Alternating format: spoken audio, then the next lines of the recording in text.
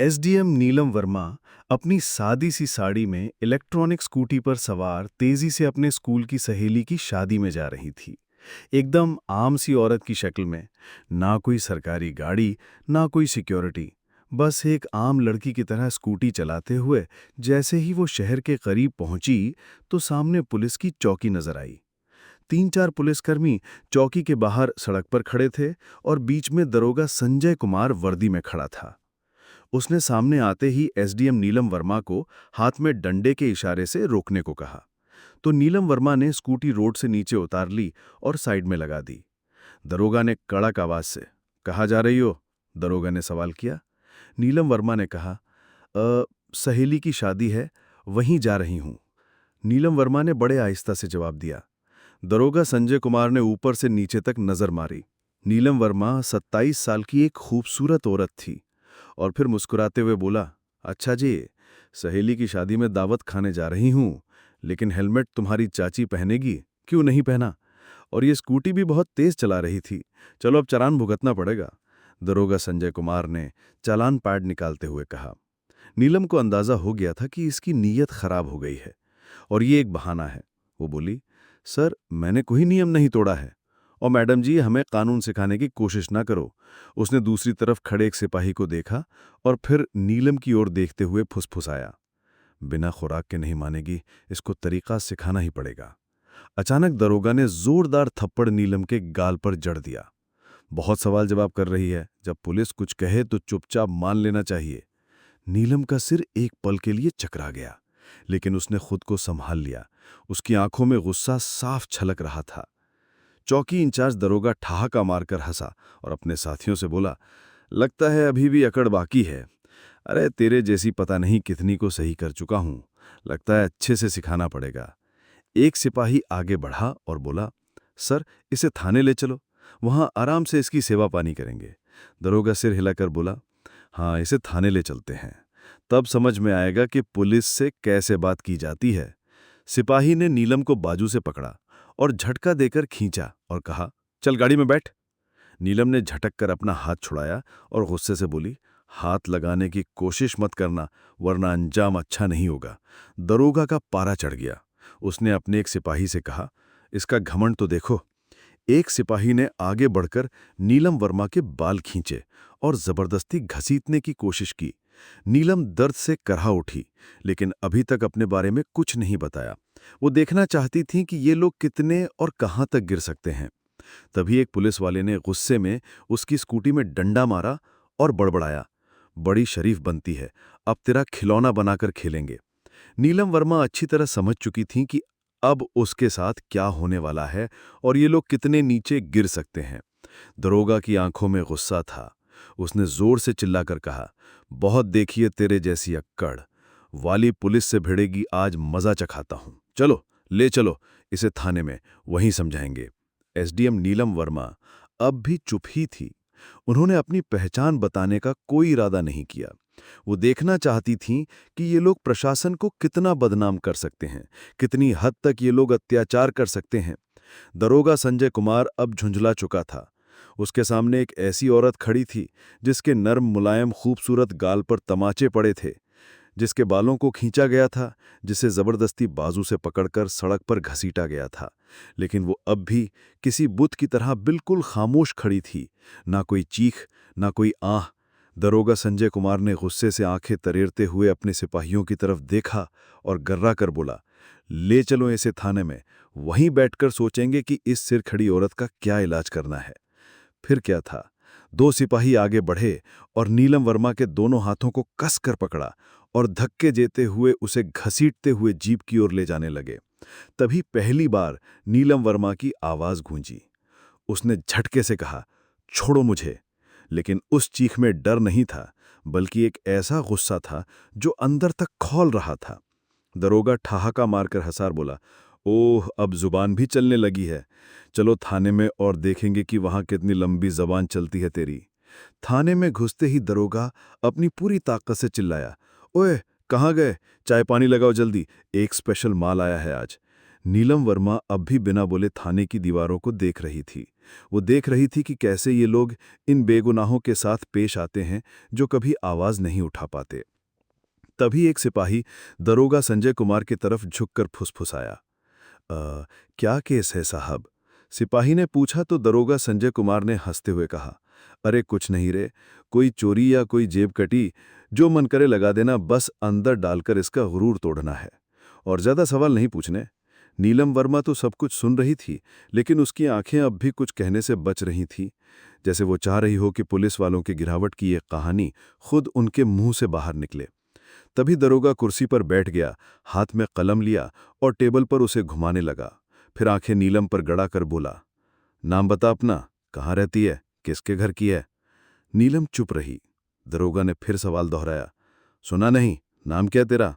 लेकिन नीलम की खामोशी अब भी वैसी ही थी जैसे कोई पत्थर की दीवार हो। तभी दरोगा ने टेबल पर इतनी जोर से हाथ पटका कि आवाज पूरे थाने में गूंज गई और गुस्से से चिल्लाया, सुनाई नहीं देता तुझे? नाम बता जल्दी। नीलम ने बिना चेहरा बदले जवाब दिया, जी, नेहा कपूर। दरोगा ने उसके चेहरे को घूरा और हंसकर बोला, ओह, बड़ी समझदार निकली तू। झूठ बोलने में भी तजुर्बा है, लेकिन याद रखो, ज्यादा चालाकी की तो बहुत भारी पड़ेगी। गलती एक भी की तो पछतावे का वक्त भी नहीं मिलेगा। नीलम वर्मा को जबरदस्ती उस सड़े हुए लॉकअप में धकेल दिया, जहां पहले से 2 कैदी बैठे हुए थे। उनमें से एक ने नीलम की तरफ देखा और बोला, बहन, तूने क्या कांड कर दिया? नीलम ने हल्की सी मुस्कान दी और कुछ नहीं कहा। अब वो बस देख रही थी कि ये पूरा तंत्र कितना सड़ चुका है। अगर एक एसपी को ऐसे बिना वजह अंदर ठूंस सकते हैं, तो फिर आम लोगों की हालत का अंदाजा लगाना मुश्किल नहीं। नीलम अब उस कोठरी के कोने में बैठी थी, सब देख रही थी, सुन रही थी और हर हरकत को समझ रही थी। दरोगा संजय कुमार ने एक झूठी रिपोर्ट बनवाई और बोला, इस पर चोरी और ब्लैकमेलिंग का केस ठोक दो। फाइल मेज पर मारी और कहा, चलो जल्दी। एक सिपाही ने पूछा, पर सर, बिना सबूत के? दरोगा हंस पड़ा, बोला, इस थाने में सबूत मंगाए नहीं, सबूत बनाए जाते हैं। कुछ देर बाद एक सिपाही आया और नीलम के कंधे पर जोर से हाथ मारा, लेकिन उसके चेहरे पर डर का नामो निशान नहीं था। दरोगा ने हाथ उठाया ही था कि तभी दरवाजे पर एक सख्त आवाज आई, रुक जाओ सब। सबने मुड़कर देखा तो दरवाजे पर SAO सुरेंद्र सिंह खड़ा था, जिसकी छवि बाकी से थोड़ी अलग मानी जाती थी। उसने अंदर नजर डाली। औरत की हालत देख उसके माथे पर लकीरें खिंच गईं। पूछा, ये सब क्या हो रहा है? संजय मुस्कुराया, कुछ नहीं सर, एक सड़क छाप औरत हद से ज्यादा दिमाग दिखा रही थी, सबक सिखा रहे हैं। सुरेंद्र ने नीलम को गौर से देखा। उसके हाव भाव किसी आम औरत जैसे नहीं लग रहे थे। पूछा, इसका जुर्म क्या है? संजय घबरा गया, बोला, सर, चेकिंग में बदतमीजी की थी। सुरेंद्र को कुछ गड़बड़ लगी। उसने नीलम से पूछा, तुम्हारा नाम क्या है? नीलम चुप रही। संजय हंसकर बोला, सर, ये तो अपना नाम भी नहीं बता रही। सुरेंद्र अब पूरी तरह से चौकन्ना हो गया था। उसने सिपाही को हुक्म दिया, इसे अकेली कोठरी में डालो। संजय हैरान रह गया, लेकिन सर, सुरेंद्र ने सख्ती से कहा, मैं खुद रहूंगा इसके पास। उसके आदेश पर नीलम को एक दूसरी कोठरी में बंद किया गया, जो पहले से भी ज्यादा बदबूदार और अंधेरी थी। नीलम ने चारों तरफ नजर दौड़ाई। एक कोने में टूटा हुआ टेबल पड़ा था और पास में एक जंग लगा लोहे का रॉड पड़ा था।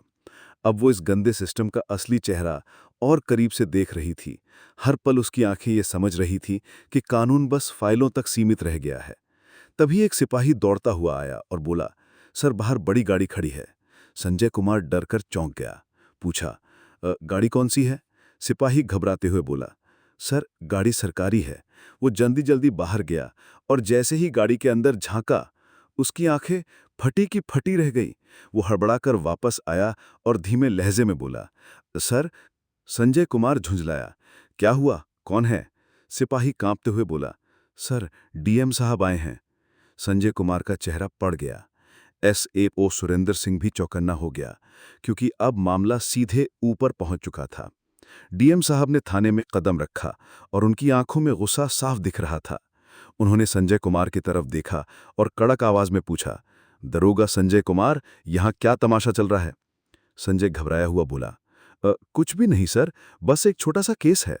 DM साहब ने टेबल से फाइल उठाई और ध्यान से पढ़ी। उनके माथे पर बल पड़ गए। फिर उन्होंने कोठरी में झांका और बोले, ये कौन है? सर, इस औरत पर 420 और ठगी का केस है। डीएम साहब ने पूछा, सबूत है तुम्हारे पास? उन्होंने फिर पूछा, क्या कुछ सबूत है तुम्हारे पास? अब संजय पूरी तरह फंस चुका था।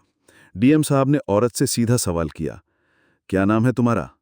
और पहली बार नीलम वर्मा ने हल्की सी मुस्कान दी और बोली, एसडीएम नीलम वर्मा।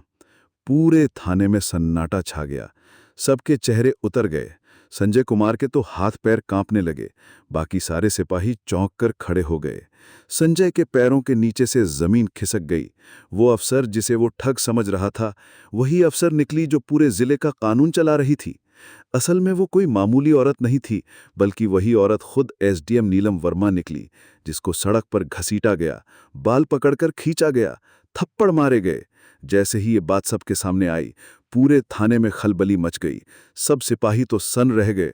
डीएम साहब ने अपनी तीखी नजर दरोगा संजय कुमार पर डाली और गुस्से में बोले, संजय कुमार, तेरी इतनी हिम्मत कैसे हो गई कि तू एक सीनियर अफसर पर झूठा इल्जाम थोपने लगा? संजय कुछ बोलने की कोशिश कर ही रहा था कि वहीं खड़े एसओ सुरेंद्र सिंह जोर से बोले, सर, मैंने तो पहले ही कहा था कुछ गड़बड़ है। अब तो संजय बिल्कुल अकेला पड़ गया था। तभी नीलम वर्मा ने अपनी शांत लेकिन सख्त आवाज में पहली बार सीधा फैसला सुना दिया और बोली, संजय कुमार, तू अब नौकरी से गया, तेरी सस्पेंशन पक्की है और तेरे खिलाफ अब मुकदमा भी चलेगा। ये सुनते ही संजय की तो जैसे सांसें अटक गईं। बाकी पुलिस वालों ने उससे मुंह फेर लिया। सुरेंद्र सिंह ने उसी वक्त आवाज लगाई, हवलदार साहब, इसको पकड़ो और लॉकअप में डाल दो। लेकिन तभी संजय कुमार ने जेब से एक मुड़ा हुआ कागज निकाला और हंसते हुए बोला, रुको मैडम, ये देख लो पहले, फिर जो करना हो कर लेना। और वो कागज उसने दिखाया। डीएम और नीलम वर्मा दोनों ने फौरन उसकी तरफ देखा। संजय बोला, ये रहा मेरा ट्रांसफर का ऑर्डर। 3 दिन पहले ही मेरा तबादला हो चुका है। अब आप चाहे जितने भी नाराज हो जाओ, मुझे नौकरी से नहीं निकाल सकती। पूरा थाना फिर से सन्न पड़ गया। नीलम ने वो कागज हाथ में लेके पढ़ा। डीएम ने आंख तरेरी और एसएचओ सुरेंद्र सिंह से कहा, जाओ जाओ और पता करो कि ये कागज असली है या बस दिखावे का। सुरेंद्र ने कंप्यूटर में रिकॉर्ड देखा और सिर उठा के बोला, सर, ये तो असली है, लेकिन इसने अभी तक नया दरोगा को चार्ज नहीं सौंपा। यानी अभी तक यही यहाँ का असली दरोगा बना बैठा है और सारी बदमाशी इसी के द्वार में की गई है। अब तो कोई भी इसे नहीं बचा सकता। नीलम वर्मा उसकी आंखों में आंखें डालकर बोली, अब तेरा नया ठिकाना वहीं होगा जहां तू औरों को डालता था। सिपाहियों, इसे पकड़ो और ले जाओ अंदर। डीएम ने भी सिर हिलाकर इशारा कर दिया। जैसे ही 2 सिपाही उसे पकड़ने बढ़े, संजय ने फिर चाल चली और बोला, रुकिए मैडम, मैं अकेला नहीं हूं। क्या आपको लगता है कि पूरी गलती मेरी है? फिर उसने थाने के और पुलिस वालों की तरफ इशारा करके कहा, ये सब मेरे साथ हैं, ऊपर तक सारे जुड़े हुए हैं। कुछ पुलिस वालों के चेहरे का रंग उड़ गया। एसएओ सुरेंद्र सिंह ने माहौल भांपते ही एक एक को घूरना शुरू कर दिया। नीलम वर्मा ने डीएम की तरफ देखा और बोली, अब ये पूरा थाना ही साफ करना पड़ेगा, कोई बचा नहीं रहेगा। डीएम ने भी कहा, जो हुक्म मैम, अब एक एक का हिसाब लिया जाएगा।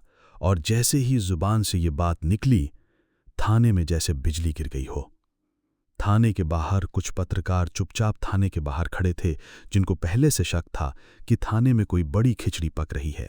जैसे ही उन्हें यह खबर लगी कि पूरा थाना लाइन हाजिर कर दिया गया है, वैसे ही उन्होंने अपने मोबाइल से खबरें इधर उधर पहुंचानी शुरू कर दी। अब ये मामला दबने वाला नहीं था। तभी एक लंबी काली शीशों वाली चमचमाती गाड़ी थाने के सामने आकर रुकी। दरवाज़ा खुला और खुद एसएसपी साहब बाहर निकले। चारों तरफ देखा तो सबका चेहरा उतरा हुआ। थाने के सारे अफसर एक तरफ दुब के खड़े थे और एसएसपी साहब बोले, ये कब से तमाशा चल रहा है यहाँ? लेकिन डीएम और थाना इंचार्ज साहब बिल्कुल शांत खड़े थे। एसडीएम नीलम वर्मा ने सीधा एसएसपी की आंखों में आंखें डालकर कहा, आपको क्या लगता है, आप बच जाओगे? सुरेंद्र सिंह ने झट से फाइल निकाली और नीलम वर्मा को पकड़ाई, जो फाइल सीधे एसएसपी साहब के सारे काले धंधों की पोल खोल रही थी। नीलम वर्मा ने वो फाइल एसएसपी साहब की तरफ बढ़ाई और बोली, लो देखो, इसमें तुम्हारे सारे करतूत भरे पड़े हैं। एसएसपी साहब के माथे से पसीना टपकने लगा। डीएम साहब ने बिना देर किए ऊंची आवाज में हुक्म दिया, पकड़ो इसे और अभी के अभी गिरफ्तार करो। पूरा थाना हैरान रह गया। इतने बड़े अफसर को किसी ने पहली बार यूं खुलेआम ललकारा था। जैसे ही एसएसपी की गिरफ्तारी हुई, पूरे जिले में तूफान समझ गया। मामला अब ऊपर ढाका तक पहुंच गया था। सीएम तक बात पहुंची और वहीं से सीधा हुक्म आया, जिले में जितने भी अफसरों ने मिलकर गड़बड़ी की है उन सब को पकड़कर अंदर डालो। अगले ही 2 दिन में पूरे जिले से 40 से ज्यादा पुलिस अफसर, 10 से ऊपर बड़े अफसर और गिनती भर के नेता गिरफ्तार कर लिए गए। पूरे फरीदपुर जिले की हवा बदल गई। अब चारों तरफ बस एक ही चर्चा थी, एसटीएम नीलम वर्मा की ईमानदारी और हिम्मत, जिसने पूरा सड़ा गला सिस्टम हिला कर रख दिया। अब प्रशासन में एक नई रफ्तार थी, एक नई सोच थी और सबसे बढ़कर एक डर था कि अब कोई भी बच नहीं पाएगा। नीलम वर्मा का काम अब पूरा हो चुका था। उन्होंने दिखा दिया कि अगर अंदर से इरादा साफ हो तो सारा का सारा मुल्क भी सुधर सकता है।